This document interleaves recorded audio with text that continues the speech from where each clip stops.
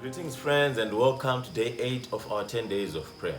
Today, our theme is the fall of Babylon and prayer, and our memory text is coming from the book of Revelation, chapter 18, verse 1 and 2, and the Bible reads, "After these things, I saw another angel coming down from heaven, having great authority, and the earth was illuminated with his glory.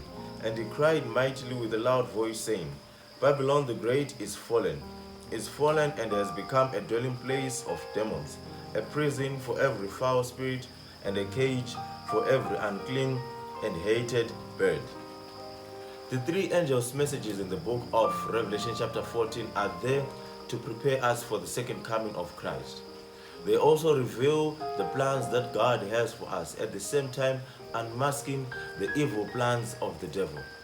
Now, just as ancient Babylon was known for its false doctrines, for its false worships, and for introducing idolatry, the same is going to happen with the spiritual Babylon in the last days.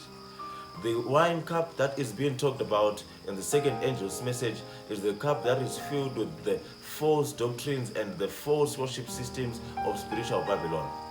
One of my favorite writers has this to say about Babylon in the book that she writes, The Great Controversy. The great sin charged against Babylon is that she made all nations drink of the wine of the wrath of her fornication.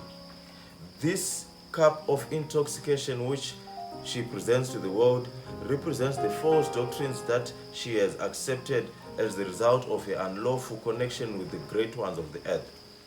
Friendship with the world corrupts her faith, and in her turn she exerts a corrupting influence upon the world by teaching doctrines which are opposed to the plainest statements of the Holy Writ. The second angel's message in the book of Revelation chapter 14 calls for us to kneel down and pray in a particular way. It calls for us to meet as brethren, especially in these last days when the evil one is working with so much speed. And it calls our attention to prayer in three different ways. The first way is that it calls us to be faithful to Christ and His Word. As Christians, we need to learn to stand true to principle. We need to learn to be the Daniels of today, to say no to all the evil things and to say yes to that which is right, living according to God's Word without compromise. The second thing that the second angel's message does, it calls us to a faith that can stand the test of trials. In the last days, our faith is going to be tested, and we are going to be asked if we worship God or if we do not. The same way Daniel and his friends were tested in Babylon, we are also going to be tested whether we are true to principle or we were just hypocrites. The third thing that the second angel's message does is that it calls us to invite our friends into a deep relationship with Jesus Christ.